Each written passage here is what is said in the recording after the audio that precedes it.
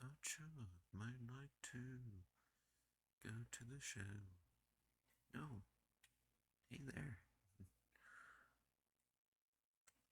Seems you are back up. Well,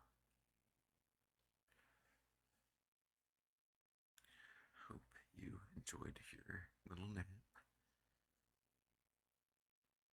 because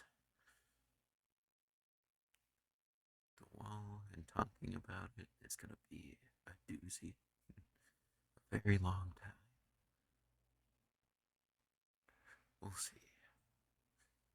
Maybe I can sum up the album and history of it for you, just so we're not stuck here for 2 hours. But yeah, so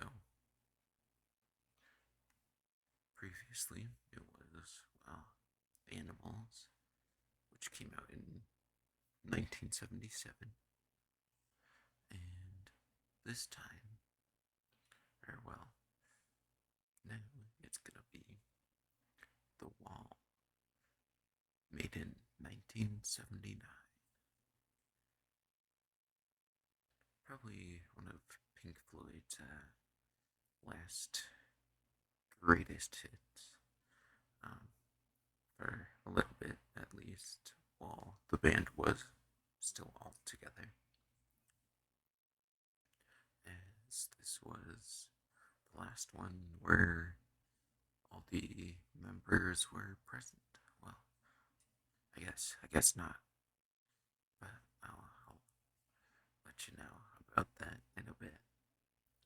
So, The Wall is Pink Floyd's uh, rock opera. I believe it's about an hour or and a half long, maybe two. I don't know. I haven't paid much attention to the length while listening to it, but yeah. So yeah, there's the album, which came out in 1979, and then there's also a movie that went along with the album, which was released, I think, a year or two later. But yeah, so if you haven't watched the movie, I definitely recommend it, as it gives a visual to what's happening behind the lyrics, behind the music. But yeah, so The Wall. Uh, this is kind of the point where David and Roger were really butting heads. And well, I guess Roger was butting heads with everybody at that moment, maybe besides Nick. But yeah, so here Roger became quite a dictator. But yeah, and I guess there's a little something I did miss. So you see, the Wall could have also been uh, Roger's solo album, as one day he came into the studio, or wherever they were meeting up, and he proposed two albums. He was like, "Hey guys, choose between these albums." Um, one being called "The Pros and Cons of Hitchhiking," and at the time, I believe The Wall was called "Bricks in the Wall." I think, I'm not 100% on that, but I don't think it had the same name as it did today. So David Gilmore, he went home look over, and he thought both of the albums were a little basic, you know, not a lot going on for him. However, he thought he could work with the wall better than he could the pros and cons of hitchhiking. And so he comes back the next day, or however long it took him to make the decision, and said, "Let's go with the wall." And so that's what they decided to go with. And later on, the pros and cons of hitchhiking was produced by Roger by himself, being his solo album. But yeah, and so the wall deals with, well, I guess it's not super obvious, or it may be, but in the name of a rock star who built a wall between himself and everybody else. Um, and he also kind of sees himself as a dictator, which also kind of correlates to what I was saying earlier before sidetracking myself. But yeah, so while working on the wall, um, Roger was the dictator in this situation. He wanted everything just right. There were arguments and just a lot going on. And eventually it got so bad between him and Rick to the point where he said, "All right, Rick, get out of here." And he kicked Rick off of producing the wall. And so I believe at that point it was just, well, Nick, Roger, and David. And yeah, but we'll get into the details of the story about the wall. So there are a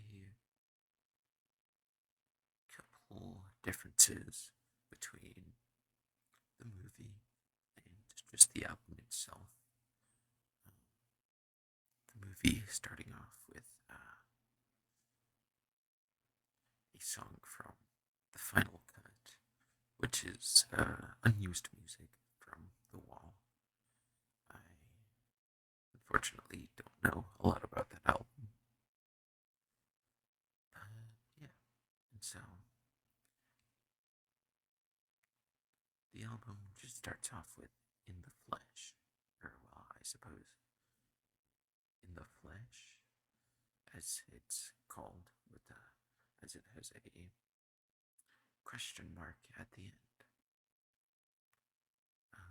But yeah, it's kind of um, the character uh, being aptly named Pink Floyd, you know, in the movie, and I think he is referenced to that as well in just the album.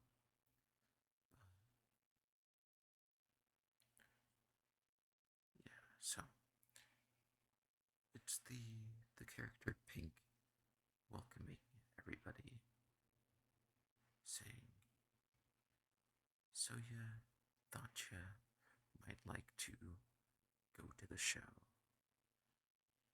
to feel the warm thrill of that space cadet glow."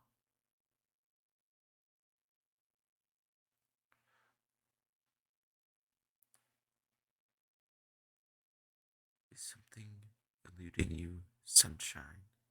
Is this not what you were expecting to see? Well, if you want to find out what's behind these cold eyes, you'll just have to claw your way through this disguise.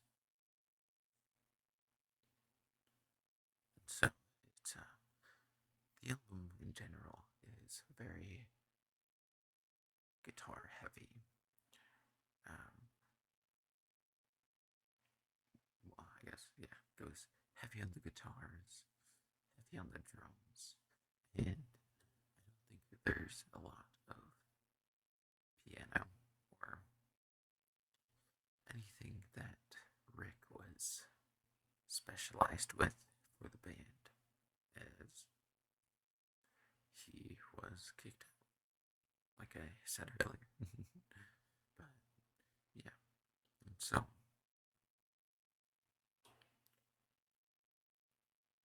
it's there's a little bit of spoken word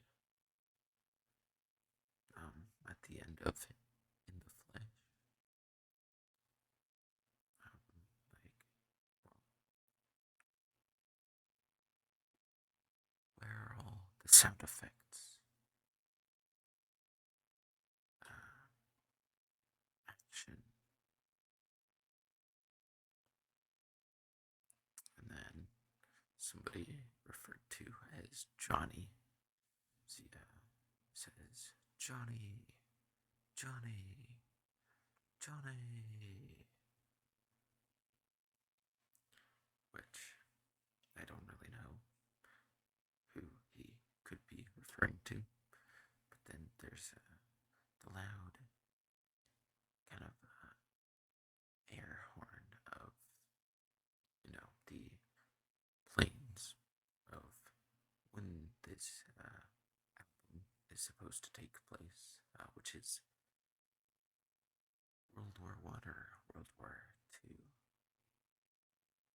That I also can't quite remember. However, um, this I feel like it does lean towards World War II, as there are later on you will see kind of portrayal of a certain German party of the time, but as hammers. But yeah, and so In the Flesh will then segues into the Thin Ice. Um,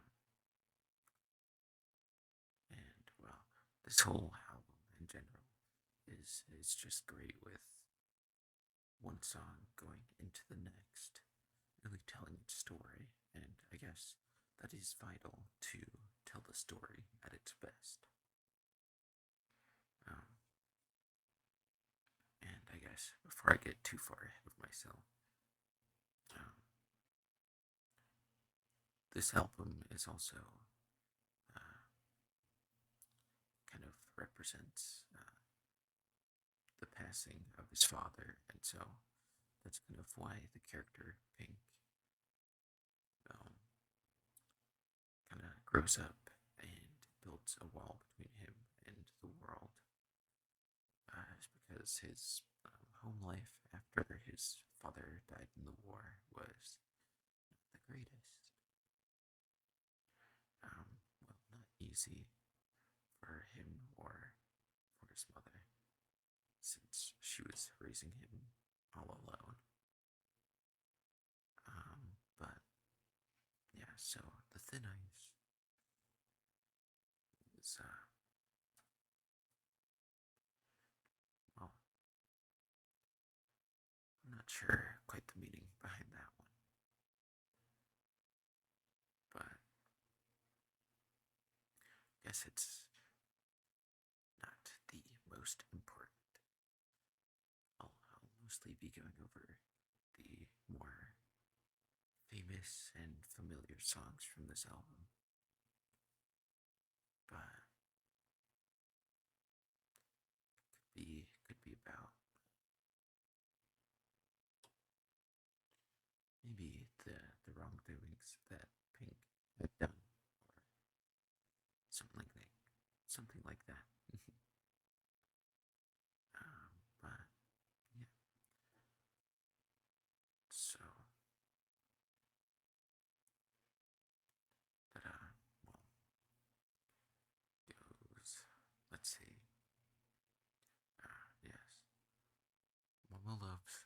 baby, and Daddy loves you too. The sea may look warm to you, babe. The sky may look blue. Ooh, ooh, ooh, ooh, babe. And repeat, ooh, babe, a couple more times. And then goes into if you should go skating on the thin ice of modern life, dragging behind you the silent reproach of a million tear-stained eyes. Don't be surprised when a crack in the ice appears under your feet. You slip out of your depth and out of your mind as your fear flows out behind you as you claw the thin ice. And so, all the instrumental up to that point, um, backing the words, is kind of a more calm, maybe a little tiny bit sad, but nothing to really get you into your feels. But once he sings, as you claw the thin ice, it really goes into the guitar. The bum, bum, bum, bum, bum, bum.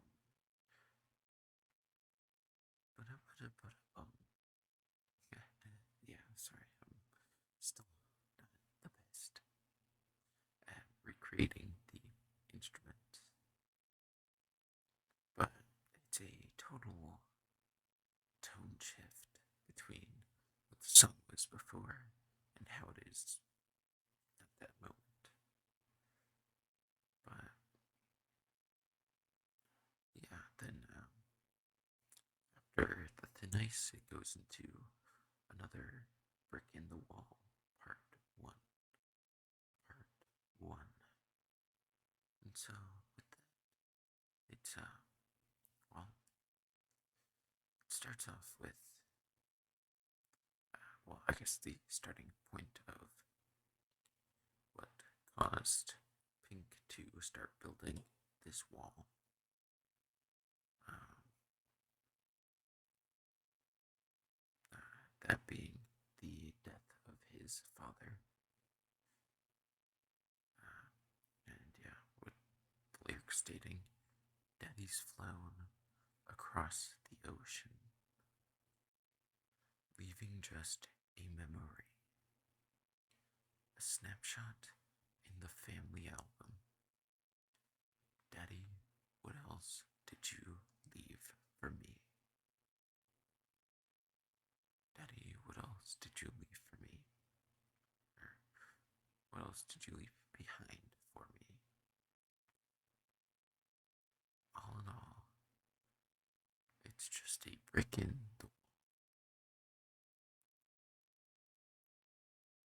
All in all, it was all just bricks in the wall. And then there's a little instrumental segment between that and the next song, The Happiest Days of Our Lives,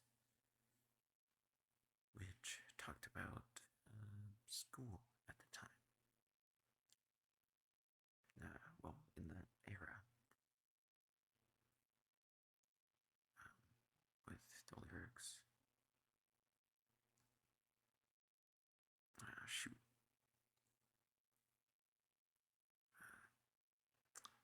Can't quite remember how it opens, but I think it was when we grew up and went to school, there were certain teachers who would hurt the children any way they could by pouring their derisions upon anything we did, showing any weakness, how other kids were something by the kids. But in town, when they go home at night, they're fat, psychopathic wives would thrash them within inches of their lives. And this one is another great segment into another brick in the wall part 2, which is the most famous one, the most known one from the wall, which, I mean, understandably so, it's pretty good. But yeah, great segue into another brick in the wall part 2.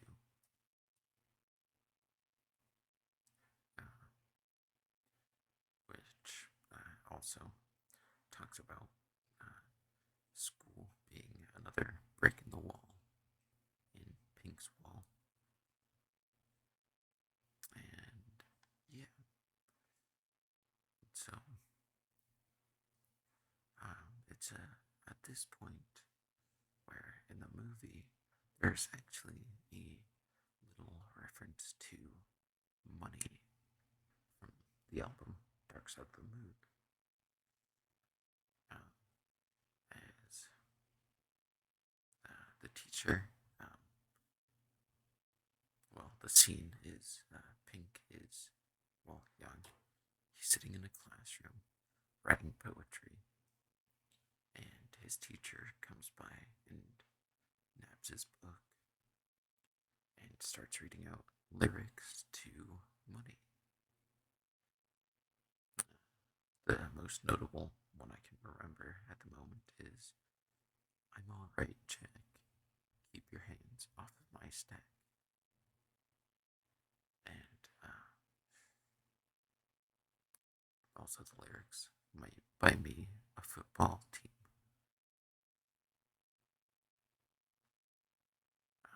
But yeah, and so I do actually think that was during the song "The Happiest Days of Our Lives" in the movie, but still still pretty close to that one. Haven't gone too far past it, but yeah, and then let's see.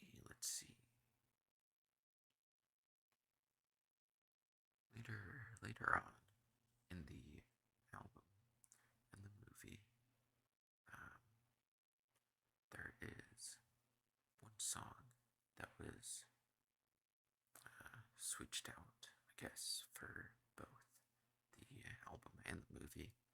So the album, well, the movie has a song called "What Shall We Do Now," which is an alternate version of Empty Spaces.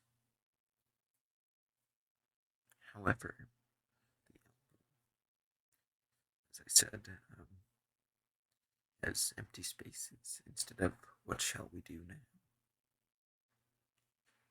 And so you can't find it in the original studio recording of the album.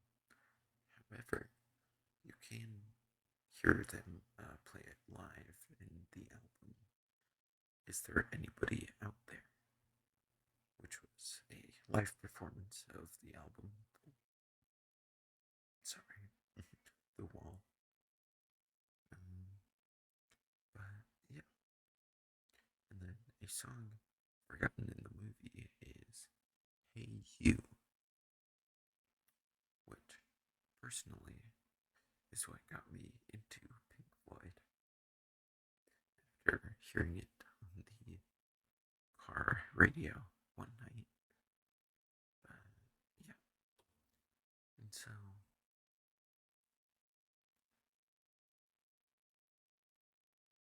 empty spaces versus "What Shall We Do Now?" I do definitely prefer "What Shall We Do Now?", as I think it gives off a better vibe for the album. Um, with the lyrics kind of being Pink, um, sinking into rockstar life, or maybe trying to find stuff that will fill the possible black hole in his heart. Um,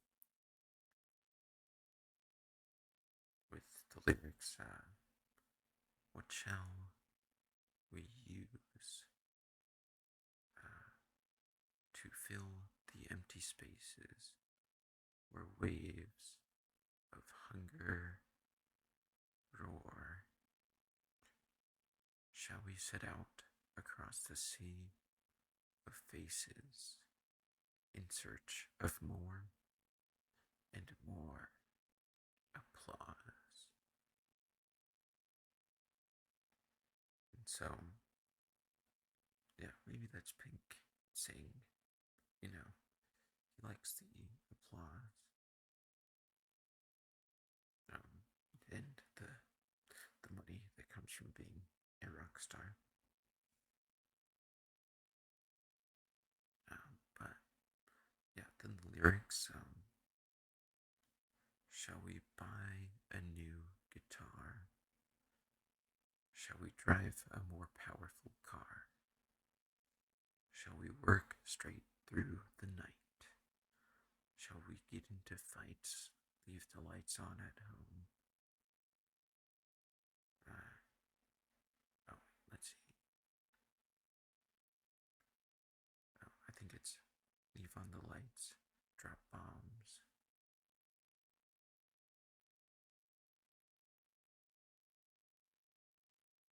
Straight through the night.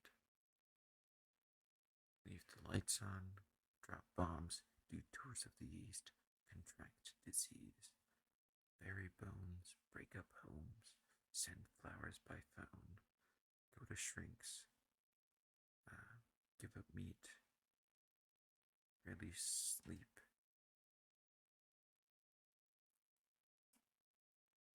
keep people as pets, train dogs, race rats, fill the attic with cash, store pleasure, bury treasure, or never relax at all, with our backs to the wall. So maybe that's Pink trying to figure out how to cope with his stardom. Um, but yeah, then let's see.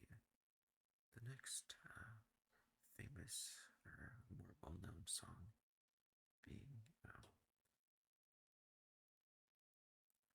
I believe it might be comfortably known. It could be Hey You, but I'll go with Hey You. So Hey You, I think could be a call for help, given the lyrics. Hey you out there, uh, beyond the wall, can you help me? Hey you, standing in the aisles with itchy feet and fading smiles, will you help me? Hey you, will you help me to carry the stone?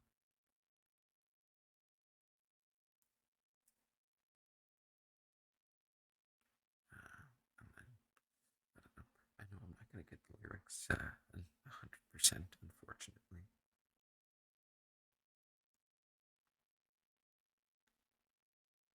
Hey you, don't let them bury the light. Don't give in without a fight.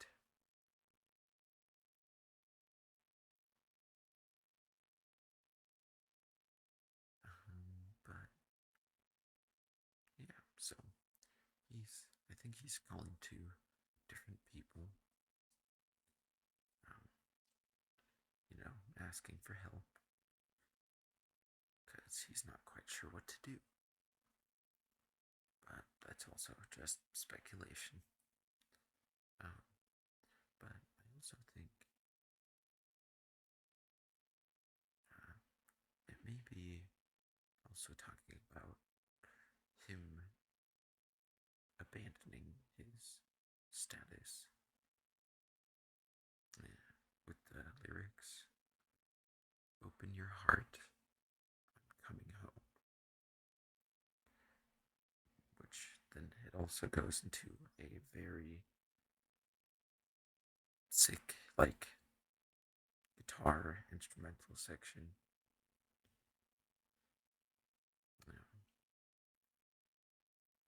And it also seems there's a recurring theme of, well, recurring chord being played, chord progression, I guess, being played. The bum bum bum bum bum bum bum bum bum bum bum bum bum bum bum bum ba da bum bum ba da da da. But yeah, you can hear that throughout the album. That same chord progression. But yeah, then the lyrics kick back in with, "But it was all just fantasy. The wall wants to hide what you can see. No matter he tried, he could not break free, and the worms ate into his brain." Then there's the at the end he kind of realizes, well, at the end of the song he realizes that maybe well, people are better together than divided. With the lyrics, "Together we stand, divided we fall, fall, fall."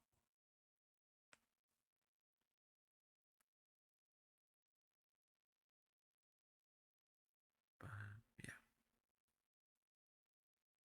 and so the next song I'll yap about here is "Comfortably Numb." Comfortably Numb.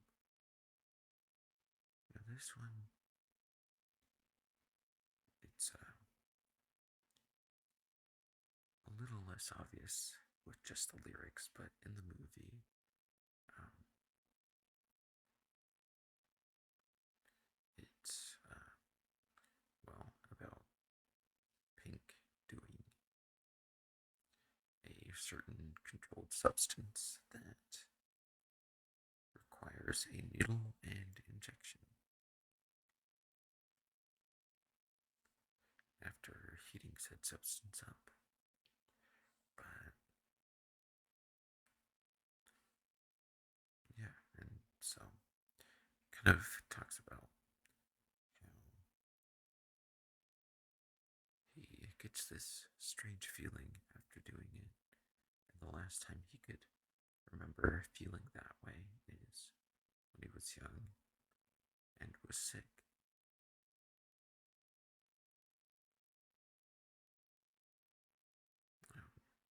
But yeah, and so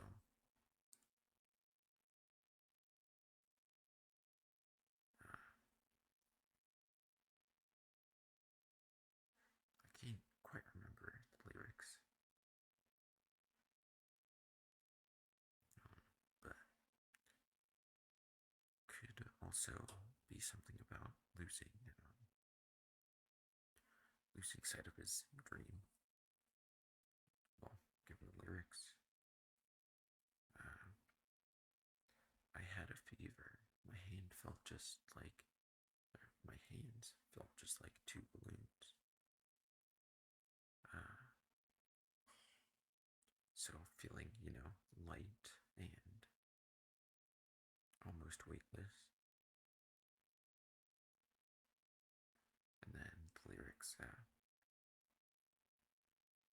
"I caught a glimpse out of the corner of my eye. I turned to look, but it was gone. I cannot put my finger on it now, has grown, the dream is gone, and I have become comfortably numb.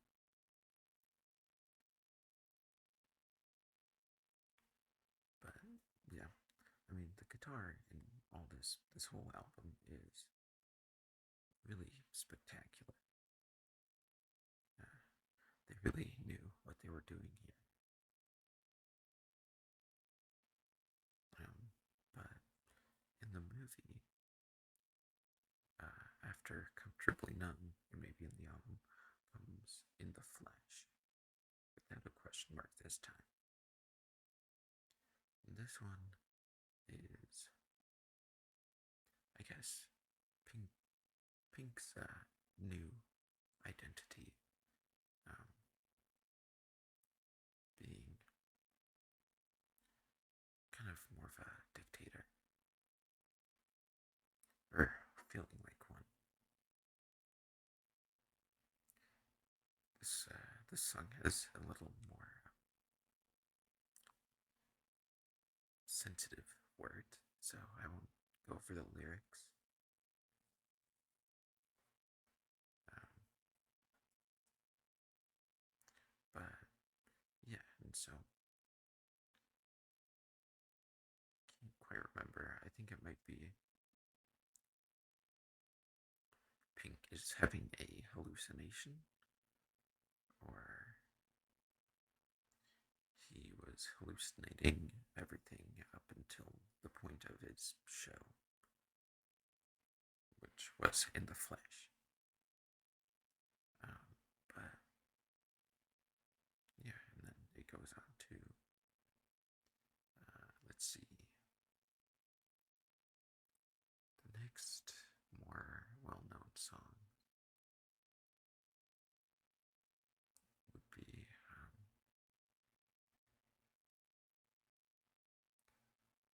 hmm,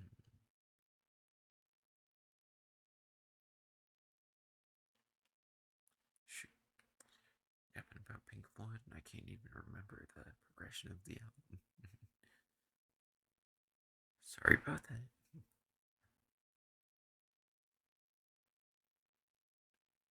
But yeah, and then, well, let's see. There is uh, the trial, the song "The Trial," which is kind of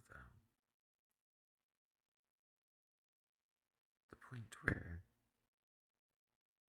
Pink mentally breaks down his wall.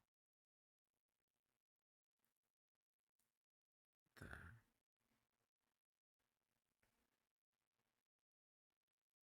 well, it goes, "Good morning, the warm your honor. The prisoner who stands now before you has been caught red-handed, showing feelings of a human nature. This will not do." And it kind of goes through all the things or the people that helped build the wall. Um, one being the schoolmaster, which I'm assuming may be the principal or teacher, and then mother. Um,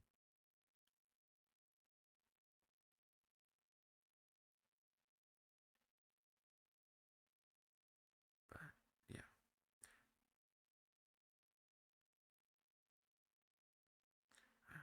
I can't quite decipher the lyrics of the schoolmaster, but then there's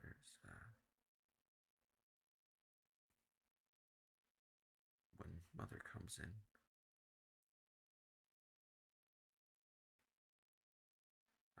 and well, the lyrics say it might be his mind, calling him back to her.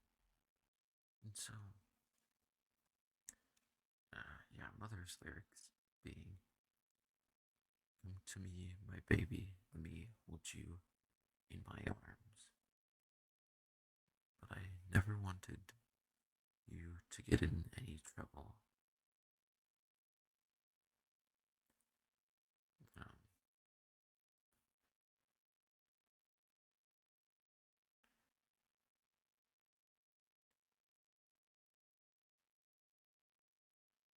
we're going our own way.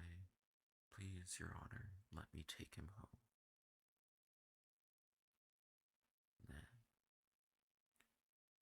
uh, then it shifts into, maybe Pink thinks he's going crazy.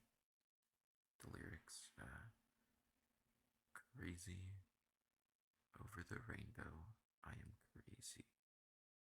Bars in the window.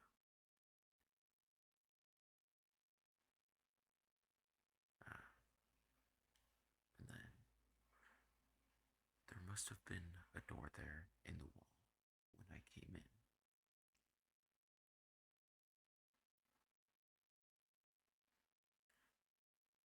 And then it kind of continues with some backing vocals. Being crazy over the rainbow, he is crazy. And then the guitar really comes back again.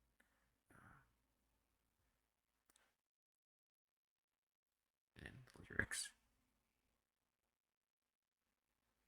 The evidence before the court is incontrovertible. There's no need for the jury to retire.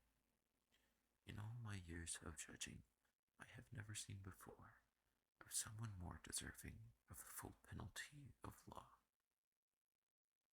The way you made them suffer, your exquisite wife and mother. And then the little pearl skip. Uh, and then the lyrics. Since, my friend, you have exposed your deepest fear, I sentence you to be exposed before your peers. Then they start yelling, tear down the wall, tear down the wall. And it's also at this point where that chord progression comes back, the same one, the boom, boom, boom, boom, boom, boom, boom, boom. And yeah, and so it goes on for a little bit, just a instrumental. And then you can hear the sound of a wall being torn down or crumbling to pieces. And the last song of the album is Outside the Wall.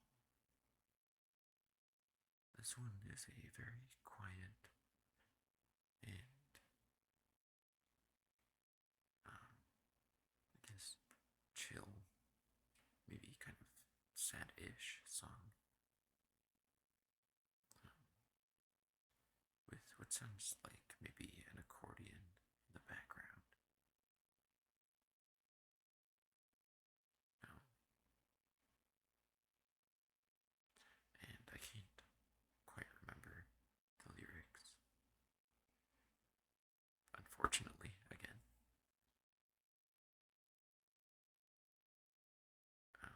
What I do remember is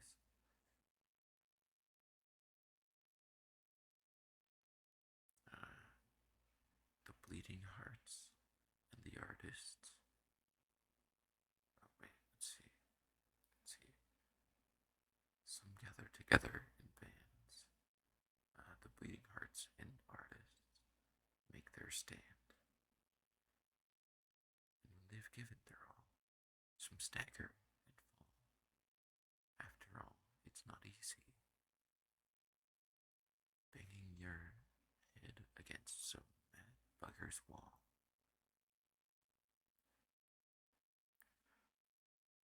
And then that's the end of the album. With of spoken, isn't this? And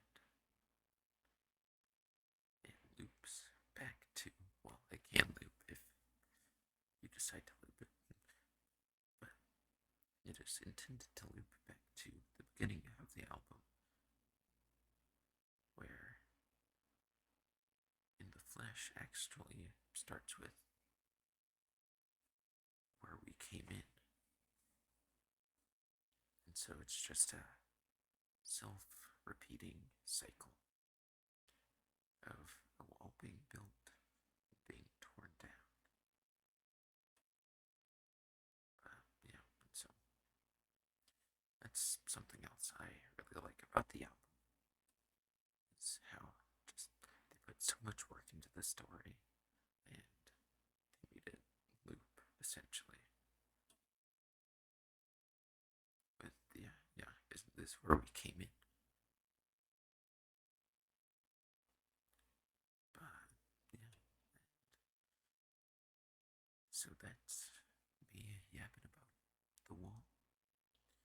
Um, I can talk about the final cut a little bit, um, as there are some songs in there um, that were used in the movie. Um, one of which, in the opening scene, I think it was the post Gunner's Dream or something like that. Um, and then there's also When the Tigers Broke Free, which was used in between, let's see, The Thin Ice and Another Brick in the Wall Part 1.